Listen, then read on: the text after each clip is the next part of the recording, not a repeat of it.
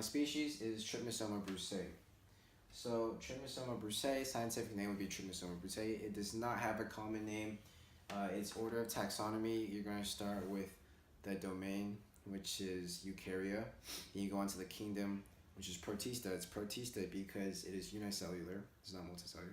And then next you would have the phylum, which is Euglenozoa, and this is because it has flagellum. Next, you're going to move on to class, which is Kinetoplastia. Next, order, Trypanosomatida, and family, Trypanosomatidae, followed by the genus, which is Trypanosoma, and the species, which is Brucei. The scientific name would be a combination of the species, of the genus, and the species name, which would be Trypanosoma brucei. Alright, so in the kingdom tree over here, we're going to start with the cell membrane, which branches off first is Archaebacteria because it's the oldest.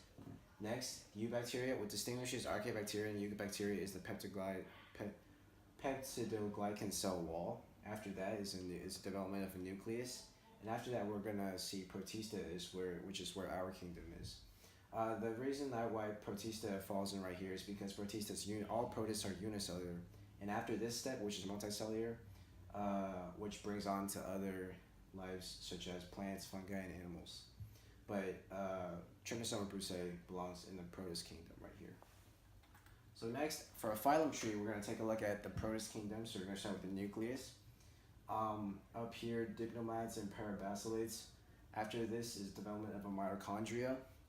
After the development of mitochondria, we're going to see that euglenoids have flagellum, and that's where Trypanosoma brucei lies right here. In reproduction, so Trypanosoma brucei undergoes binary fission. So what happens in binary fission is that the nucleus, the chromosomes will divide. The chromosomes will duplicate. And what's different about our nucleus divisions and their nucleus divisions is that in their division of the nucleus, the chromosomes will not condense into separate chromosomes, sister chromosomes. They'll just divide. The nucleus will simply divide. A new flagellum will appear right here. And then finally, the Trypanosoma brucei is going to split in half right down the center.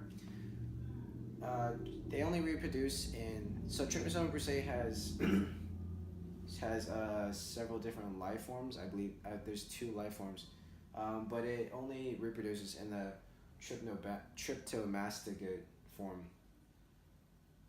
Interesting adaptation. As of recently, I believe 2014, scientists discovered haploid gametes from Trypanosoma that can actually undergo cell fusion. They undergo cell fusion by reaching through and connecting through the flagellum.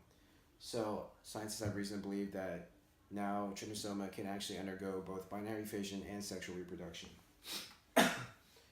Homeostasis. So one important aspect of homeostasis that Trypanosoma needs to maintain is the calcium homeostasis in its body. And it needs calcium homeostasis for signal transduction and for mitochondrial use.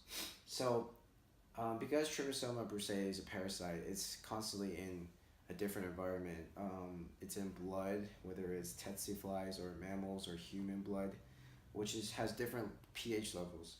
So what happens is that Trypanosoma has an intracellular storage unit that stores calcium ions.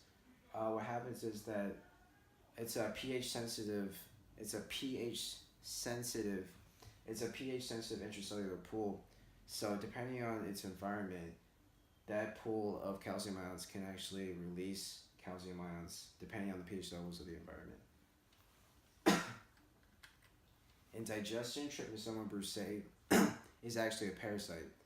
So how it gets its nutrients is from the bloodstream. If it's in the bloodstream, it will feed off of the glucose and other nutrients in the bloodstream. Doing this, it will make the host feel dizzy, sleepy. It's taking the host nutrients away, which leads us to our next slide of African trypanosomiasis, or African sleeping sickness. So Trypanosoma brucei causes African sleeping sickness. There's 2 types of African sleeping sickness. There's Trypanosoma brucei gambiense and there's Trypanosoma brucei rhodesiense. So 97% is gambiense. That's the most commonly found, and the other 3% is the other type, rhodesiense. So trypanosoma, well, African sleeping sickness comes in two stages. In the first stage, trypanosoma, the parasite, comes